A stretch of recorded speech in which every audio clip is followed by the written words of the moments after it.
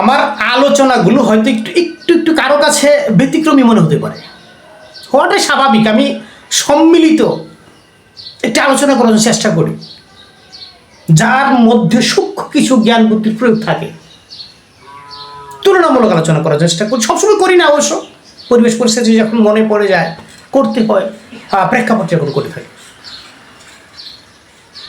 এক শ্রেণীর মানুষ আছে আমাদের সমাজের মধ্যে, এটা আপনি দ্বীন ইসলামের মধ্যে যদি মাওলানা বক্তা বলেন, আলেমুলমা বক্তা যারা জানলে ওলারা, বা হিন্দু ধর্মের মধ্যে যারা অতি উৎসাহী হিন্দু, এক শ্রেণীর ঠাকুর ব্রাহ্মণ আছে,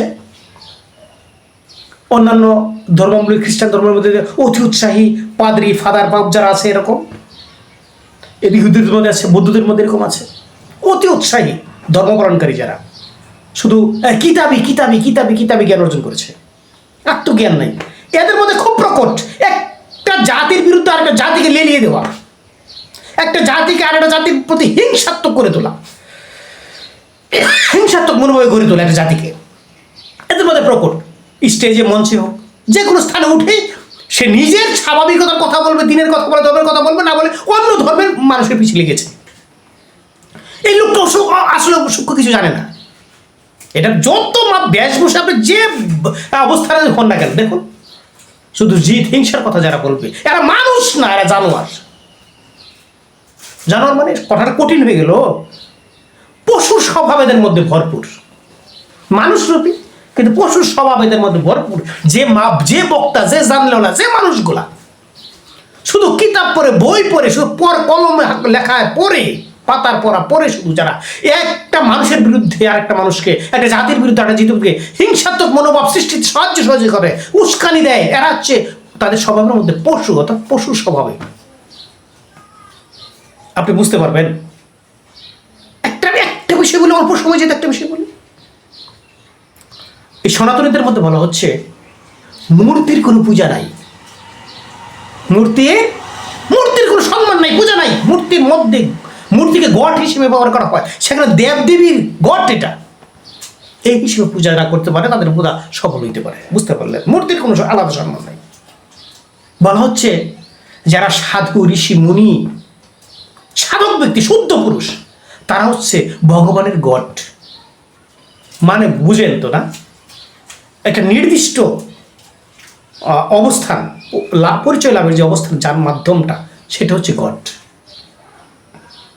এটা চলমান হতে পারে, স্থির হতে পারে, যেখানে যে কাঙ্ক্ষিত বস্তুটা পাওয়া যাবে, যেখানে গেলে পরিচয় পাওয়া যাবে, সেটা হচ্ছে গড।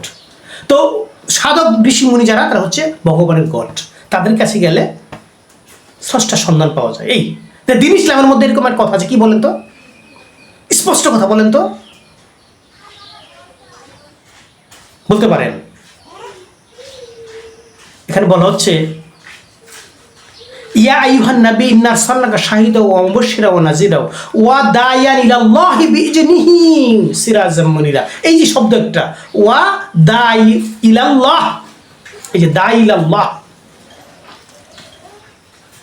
দাই ইলাল্লাহ কি?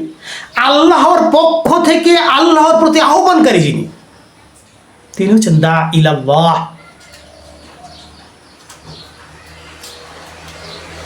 এই দাই ইলাল্লাহ হলে কি, তিনি আল্লাহর পক্ষ থেকে আল্লাহর পথে আহ্বানকারী। তিনি বুঝতে পারলেন কথা, সূক্ষ্মতা বুঝতে পারলেন? যার কথা মানলে, যার কথা অনুসরণ করলে স্রষ্টাকে পাওয়া যায়। তিনি হচ্ছেন স্রষ্টা, সৃষ্টিকর্তা আল্লাহ। যেমন গড পাওয়ার একটা অবস্থান, চলমান এবং স্থিরতার অবস্থান হচ্ছে তার মধ্যে, যার মধ্যে অবস্থান করে সে হচ্ছে, এইটাই যে গড। আপনি সৃষ্টিকে পেতে চান না, তো সৃষ্টির মধ্যে স্রষ্টাকে পেতে চান, এরকম না? তো স্রষ্টাকে পেতে চাইলে স্রষ্টা কর্তৃক যিনি প্রেরিত, তার সেবা পূজন করতে হবে, তাকে মানতে হবে। দাইয়াল আল্লাহ, বিষয়টা আপনি একটু খেয়াল করেছেন? একটু সুখ চিন্তা করেছেন? এই বিষয়গুলো আমরা গুলিয়ে ফেলি না, এগুলো আসলে বিষয় সূক্ষ্ম বিষয় বুঝলে ঠিক আছে, কিন্তু না, এগুলো না করে কি করি আমরা, একটা উদ্ভট চিন্তা ভাবনা নিয়ে আমরা পড়ে আছি, আমরা মিলমিশ হতে চাই না। কেন? একটু চিন্তা করুন, সত্য, এটাই সঠিক।